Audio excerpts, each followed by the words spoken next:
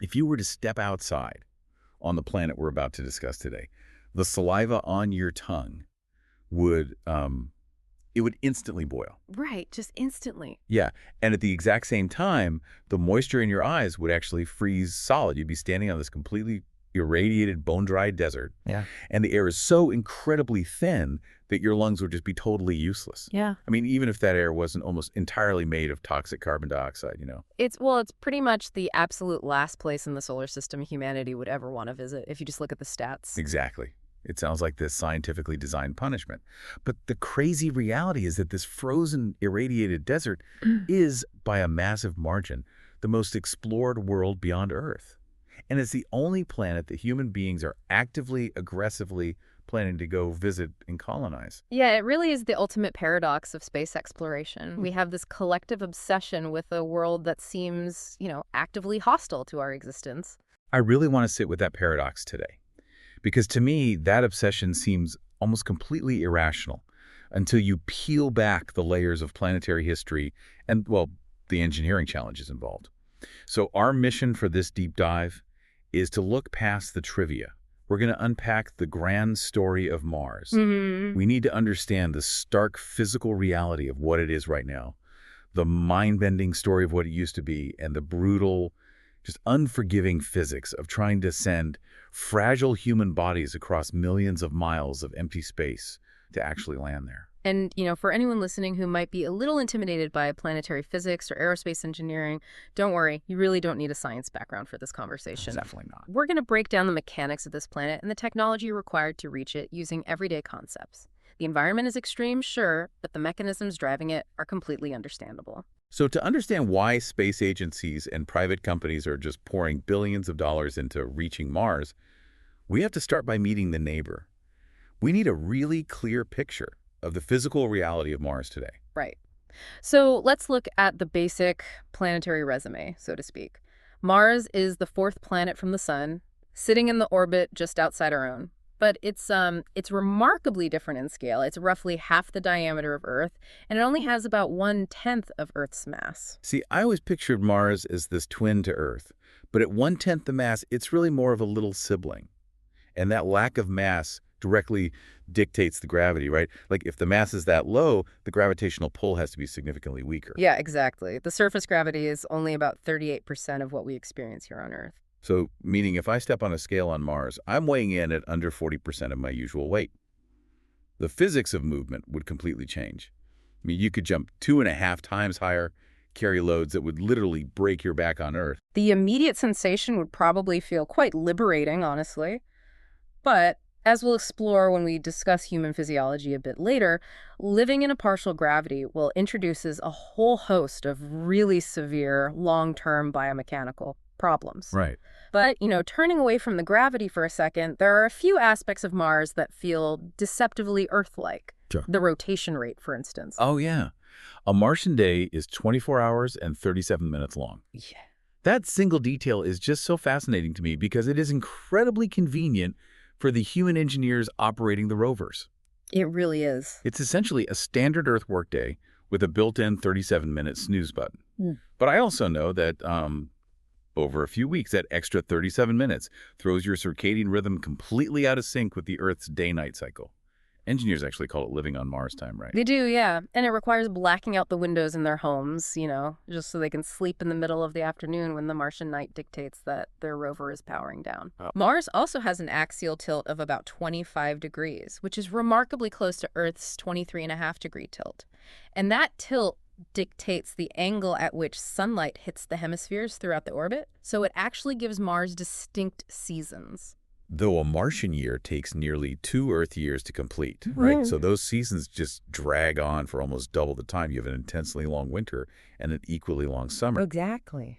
But those familiar elements, a 24-hour day and seasonal shifts, are essentially where the planetary hospitality completely ends. The atmosphere is where the mechanics of survival just break down. Yeah, that's where things get rough. The atmospheric composition is heavily weighted toward carbon dioxide, about 95%. That the chemical makeup is actually secondary to the physical density. The surface pressure on Mars is roughly 0.6% of Earth's atmospheric pressure at sea level. Wait, 0.6%? That is less than 1% of the ambient pressure pushing against our bodies right now. Let's unpack the physics of that, because atmospheric pressure isn't just about having air to breathe, right? Pressure is the mechanical force that keeps matter stable, particularly liquids.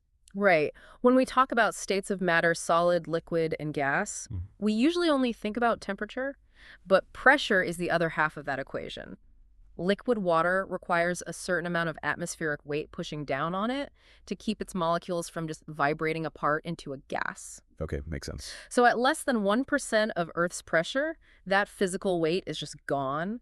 Liquid water becomes structurally unstable. So if you just poured a bottle of water out onto the Martian dirt, the lack of pressure means the water molecules would instantly expand. It would violently boil at ambient temperature. Exactly. But Mars is also freezing cold, meaning that as the water boils, the thermal energy is rapidly sapped away, and whatever is left would simultaneously snap freeze. Yeah, the physical phase space for liquid water effectively ceases to exist on the surface. It undergoes a process called sublimation, so it moves directly from a solid ice to a gas, or vice versa, skipping the liquid phase entirely. And that same lack of atmospheric density drives the extreme temperatures. Because there's no insulation. I mean, Earth's atmosphere acts like a dense thermal blanket, right? It traps the infrared radiation bouncing off the ground, but Mars's atmosphere is so thin, it's like trying to survive an Arctic winter wearing a shirt made of tissue paper. That's a great analogy. The heat retention is practically zero, so the average global surface temperature sits around minus 60 degrees Celsius. And while a midsummer day at the Martian equator might briefly, nudge above the freezing point, the moment the sun dips below the horizon, that thermal energy just immediately radiates out into the vacuum of space. It plunges the environment back into a deep freeze within hours. Add to that the fact that this whisper-thin atmosphere provides virtually no shielding against solar and cosmic radiation. The surface is constantly bombarded by high-energy particles.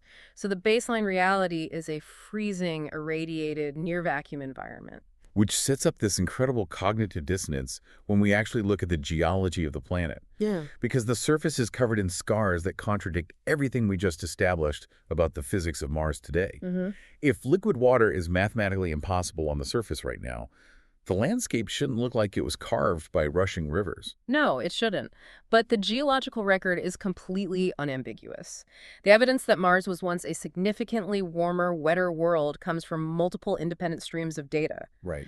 When orbiters began mapping the surface in high resolution, they didn't just find random craters, they found vast, complex valley networks. And these aren't just cracks in the ground. You can actually see the branching structures where smaller streams merged into larger tributaries, carving through the bedrock exactly the way the Mississippi or the Amazon rivers behave on Earth. Yeah, we also observe massive outflow channels, literally hundreds of kilometers wide, which indicates these catastrophic sudden releases of water, likely from underground aquifers, just bursting to the surface. But the most definitive geomorphological features we've mapped are river deltas. And a delta is really the smoking gun, right? Yeah. Because of the fluid dynamics involved in how it forms.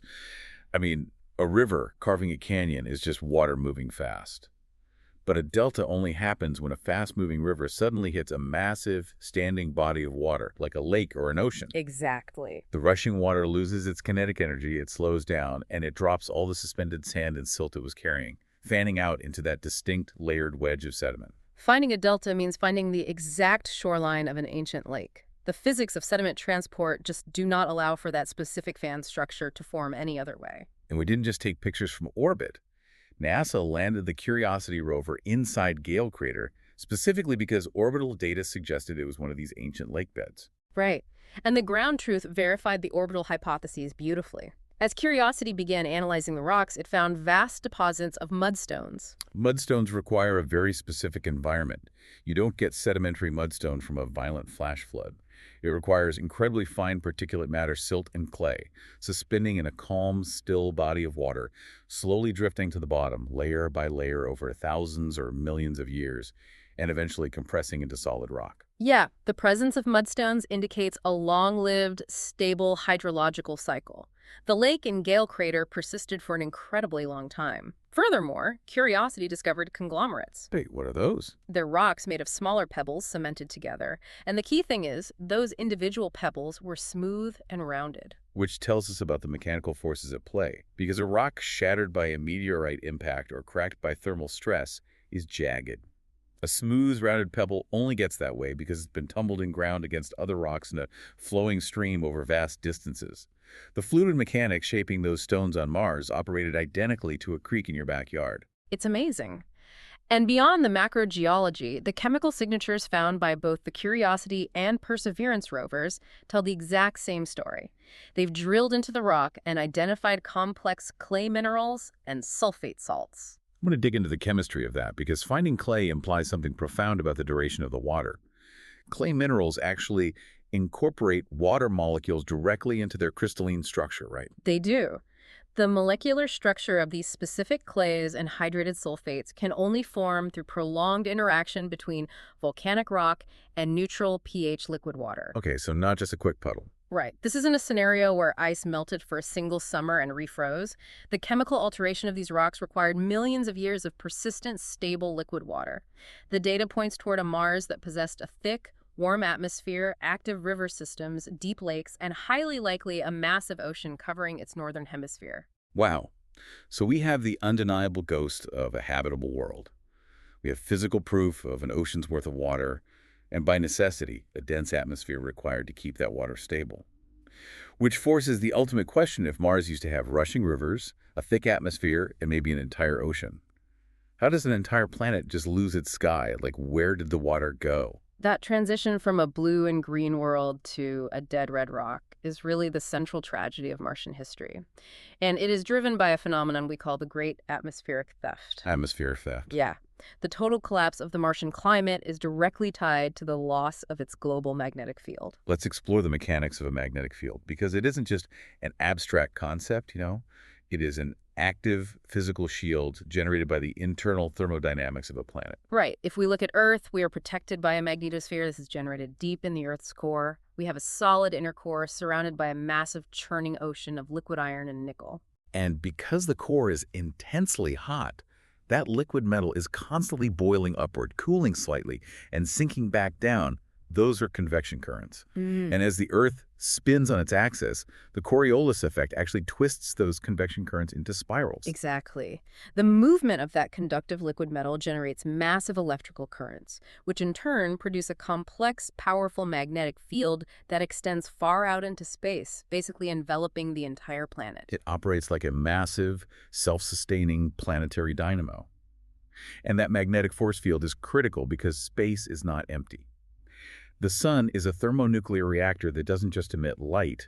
It is constantly blasting out a highly energetic plasma known as the solar wind. Right. The solar wind is a continuous stream of charged particles, mostly protons and electrons traveling at over 1 million miles per hour. When those charged particles hit Earth's magnetic field, the Lorentz force causes them to deflect around the planet. Okay. The magnetic field acts like a boulder in a stream, parting the solar wind and leaving a safe, protected wake behind it where our atmosphere can just sit undisturbed. So Earth has a functioning dynamo keeping the shield up. But Mars, as we established earlier, is significantly smaller. And this brings in a fundamental principle of geometry and physics, the square-cube law. Yes, the square-cube law dictates how objects scale.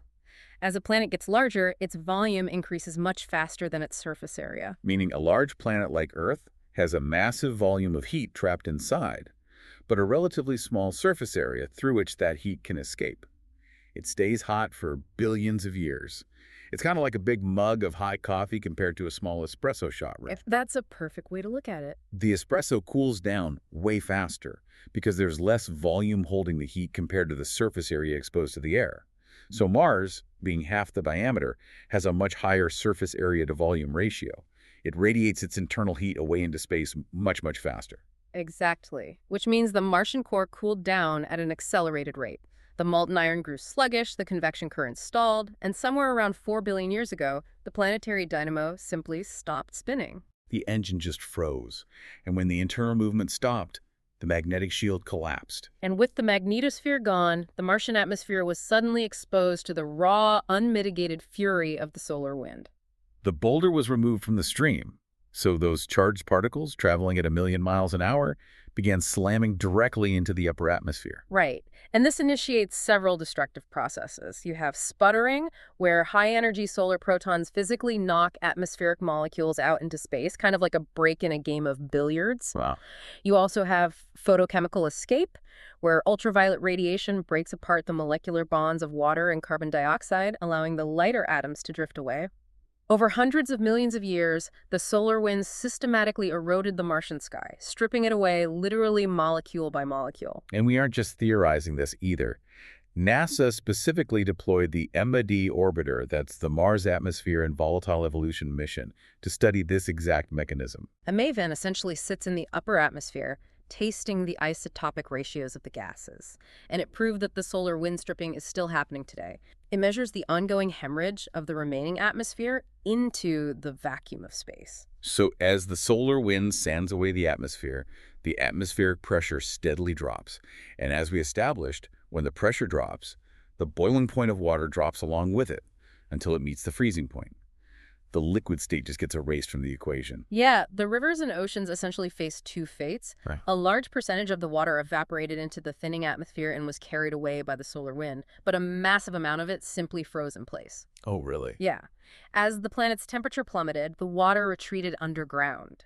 Modern orbital ground-penetrating radar has actually confirmed massive deposits of water ice locked in the polar caps and vast, debris-covered glaciers buried just beneath the dust at the mid-latitudes. So the water didn't entirely vanish, it's just trapped in a deep freeze. Right. And because the geological engine of the planet died 4 billion years ago, no plate tectonics, no massive recycling of the crust, the surface of Mars acts as this undisturbed, pristine time capsule. It really is. It is frozen in the exact geological state it was in roughly 3.8 to 4 billion years ago, which is profoundly important because that specific window of time corresponds to the most critical era in the history of our own planet. This brings us to the driving force behind almost all planetary science funding, the search for ancient life.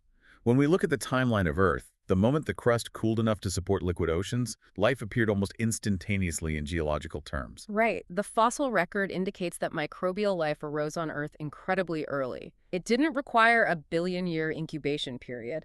The moment the chemical and thermodynamic conditions allowed for it, biological complexity just sparked. Life is tenacious, and it seems eager to start. And if we apply that timeline to Mars, we see that 4 billion years ago, Mars had the exact same starting conditions as early Earth. The environments were practically indistinguishable. Mars possessed active volcanism, providing hydrothermal energy. It had a thick atmosphere, neutral pH liquid oceans, and a rich inventory of complex chemistry. The logic is compelling. If the prebiotic chemistry on Earth assembled itself into living organisms that quickly, and Mars had the exact same chemistry at the exact same time, it stands to reason that the same biological spark should have occurred there as well. It serves as the ultimate control experiment for biology. We know the ingredients for life were present on Mars.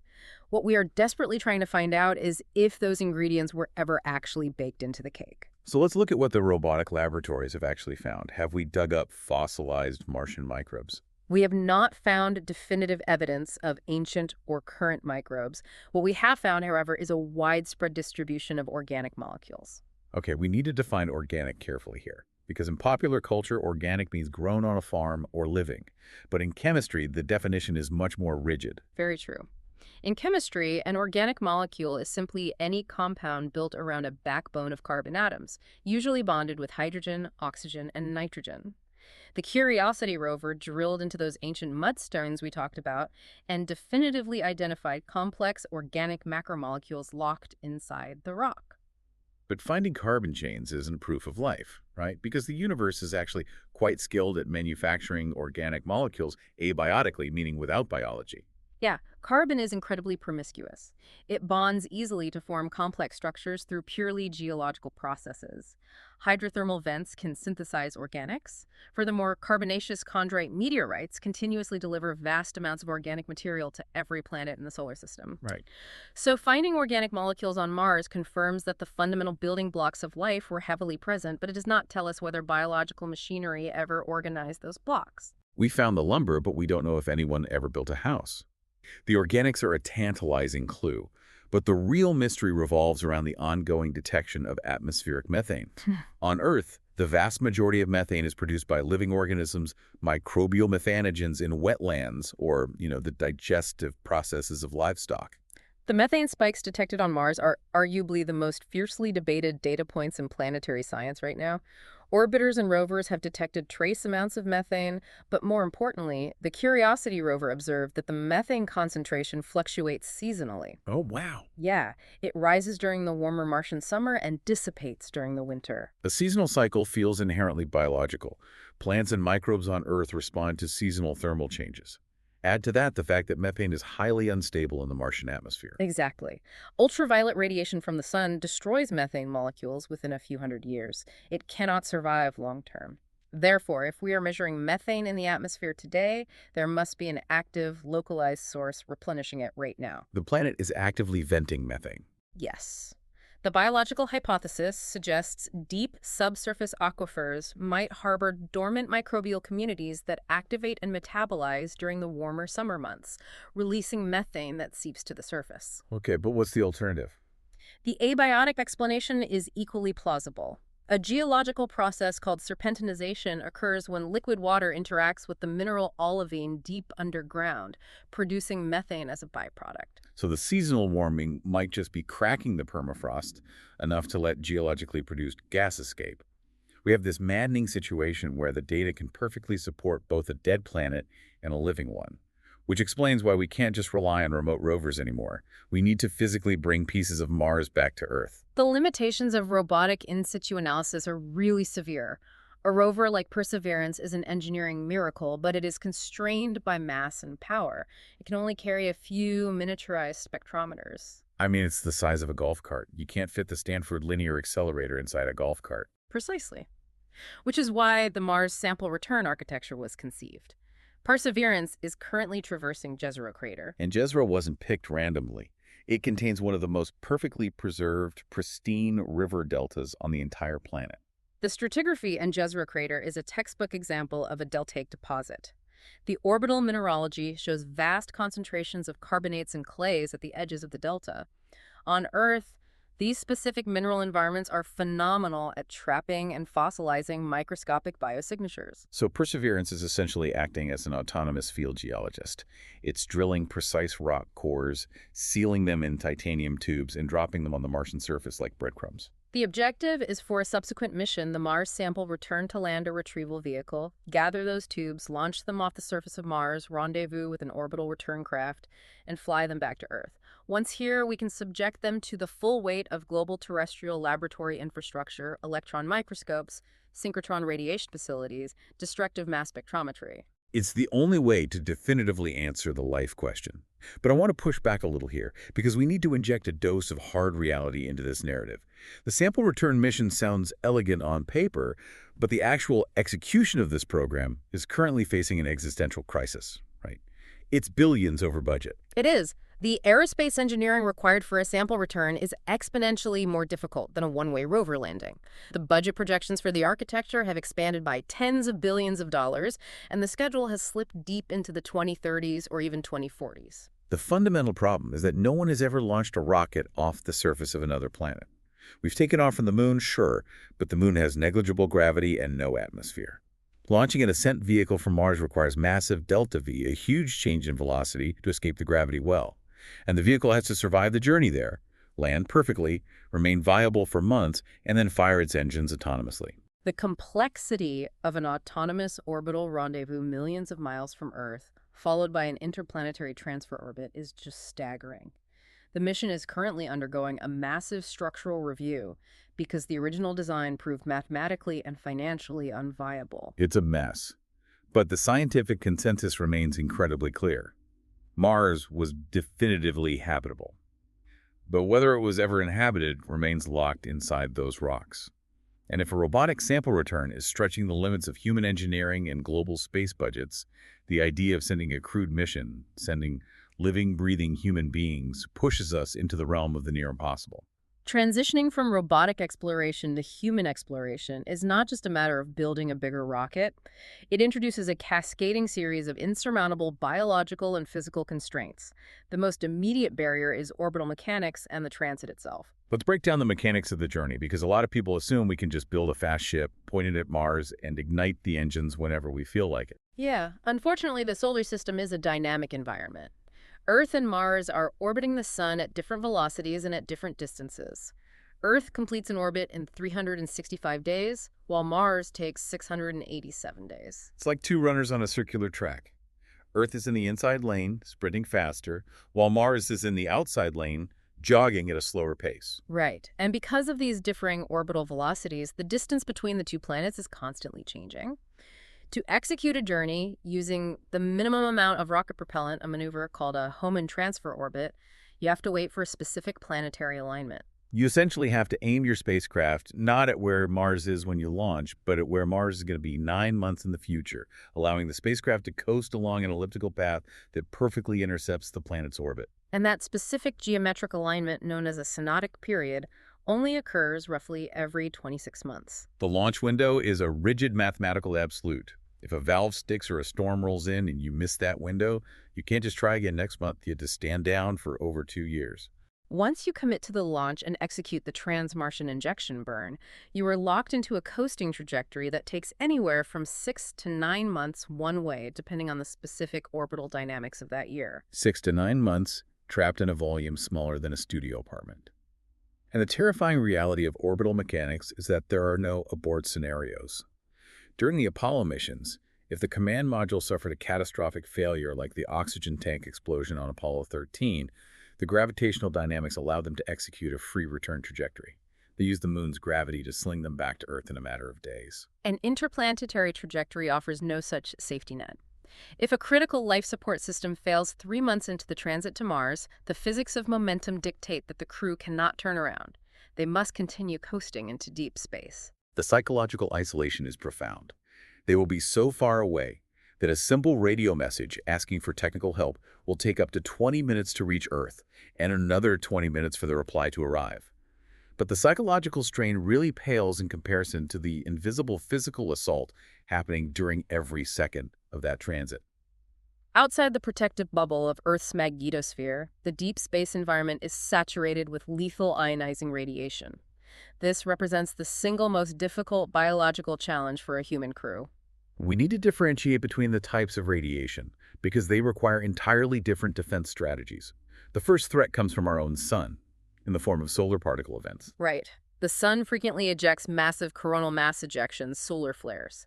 These events flood the inner solar system with a dense wave of highly energetic protons. If a spacecraft is caught in the path of a severe solar storm without adequate shielding, the crew would absorb a lethal dose of acute radiation within hours. It would cause severe radiation sickness, cellular death, and ultimately organ failure. The engineering solution for solar protons is challenging but achievable. Protons can be stopped by mass. The spacecraft design typically incorporates a designated storm shelter, heavily surrounded by the ship's water tanks and dense supplies. Early warning satellites monitoring the sun could give the crew a few hours to retreat into this shielded core until the storm passes. It's like hiding in the basement during a tornado. But solar flares are sporadic. The second type of radiation is constant, and it is far more insidious: galactic cosmic rays.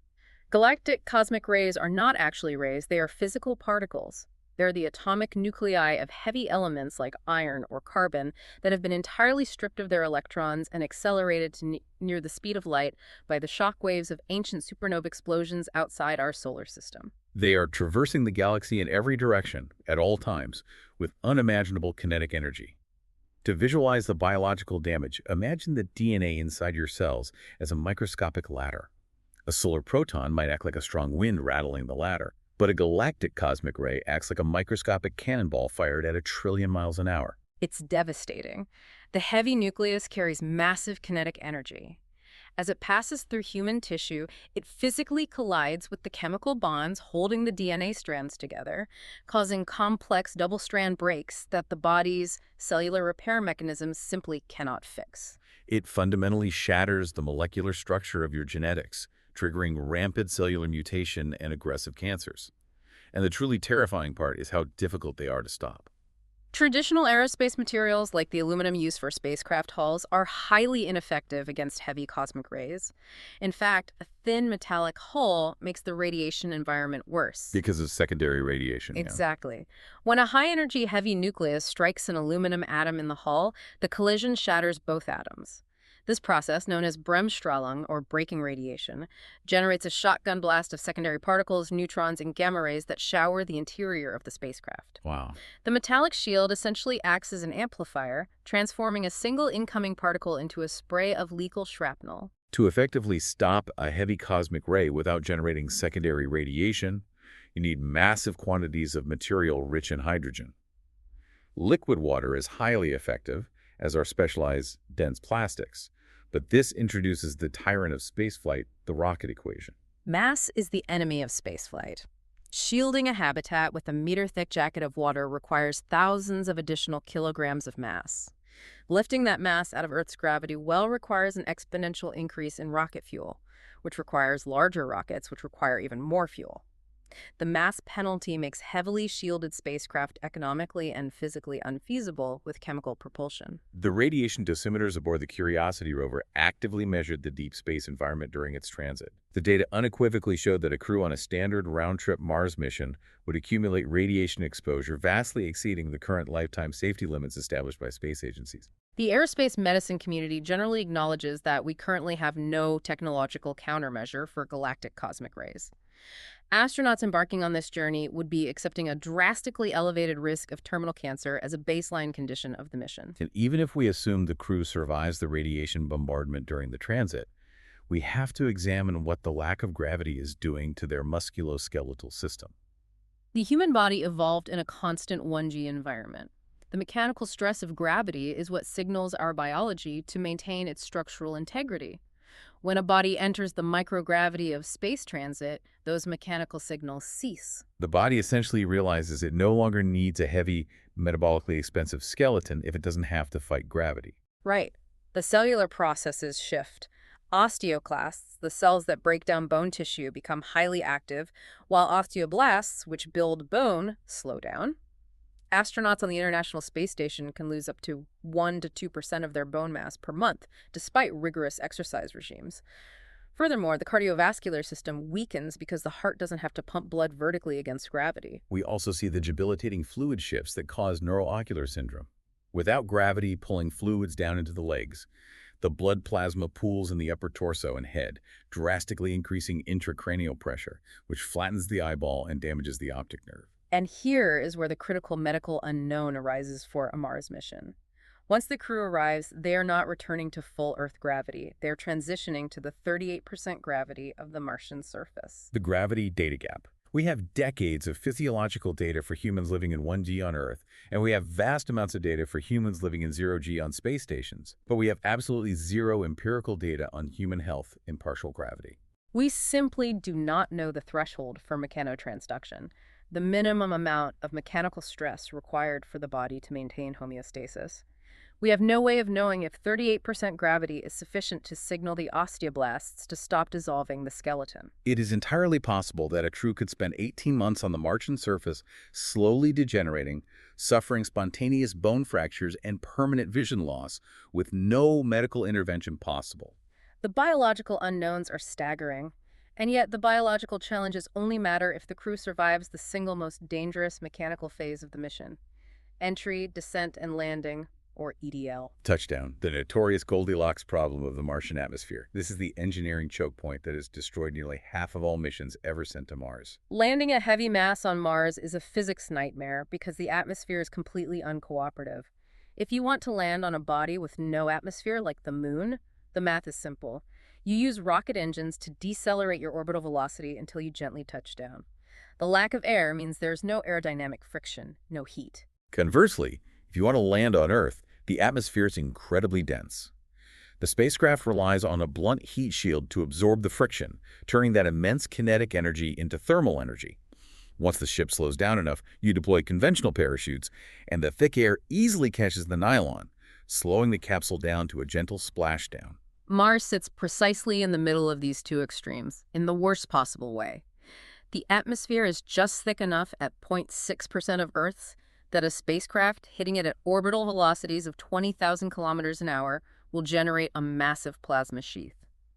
The friction creates scorching temperatures exceeding 2,000 degrees Celsius. So you absolutely require a heavy, robust, ablative heat shield to survive the initial entry phase. But once the heat shield has bled off as much velocity as it can, the spacecraft is still plummeting toward the ground at supersonic speeds. And this is where the thin atmosphere betrays you. There simply is not enough atmospheric density for a parachute to fully arrest your momentum. Even if you deploy a parachute the size of a football stadium, the air is too thin to provide enough drag. A parachute alone will only slow you down to a few hundred miles an hour. You will still impact the bedrock with catastrophic force. To solve this, aerospace engineers had to develop incredibly complex, multi-stage, active descent architectures. For the heavy rovers like Curiosity and Perseverance, which weigh roughly 1 metric ton, the sequence is breathtakingly intricate. It involves surviving hypersonic entry, deploying a massive supersonic parachute built of reinforced Kevlar, while still traveling faster than the speed of sound, which subjects the canopy to immense dynamic pressure, and then actively cutting the parachute away. Following the parachute separation, the vehicle goes into powered flight. It fires retro rockets to combat the remaining velocity. But the engineers faced a final hurdle. If the rockets fired all the way to the ground, the exhaust plume would excavate a massive crater and blast the rover's delicate instruments with abrasive dust. Which led to the invention of the sky crane maneuver. I mean, it's so wild. The descent stage essentially acts as a hovering rocket jetpack. It stops mid-air, 20 meters above the surface, and mechanically lowers the rover down on nylon tethers. Once the rover's wheels sense the ground, pyrotechnic blades sever the cords, and the jetpack flies away to crash in the distance. It is an active guidance, radar-controlled, thrust-vectoring masterpiece of engineering, and it worked flawlessly. But it only works for a 1-ton payload. Which brings us to the scale problem for human exploration. A human crew cannot survive in a 1-ton rover. They require a pressurized habitat, massive life support systems, months of food and water, heavy radiation shielding, and most critically, an ascent vehicle heavily laden with rocket propellant to get them back into orbit. We are no longer talking about landing 1 ton. We are talking about landing payloads between 20 and 40 metric tons. The mathematics of the sky crane do not scale. You cannot build a parachute large enough to decelerate 40 tons in the Martian atmosphere because the nylon canopy would be too massive to launch from Earth. So how do you land a building on Mars? The current theoretical models rely almost entirely on supersonic retropropulsion. The spacecraft would have to dive into the atmosphere, survive the thermal heating, and then fire massive high-thrust rocket engines directly into the supersonic airstream to forcefully brake against the thin air all the way to the surface. Firing a rocket engine directly into a hypersonic slipstream introduces incredibly chaotic fluid dynamics. The exhaust interacts with the shockwave in ways that are immensely difficult to model or control. We have never tested supersonic retropropulsion at that mass scale in a Martian atmospheric density. It is currently an unsolved engineering challenge.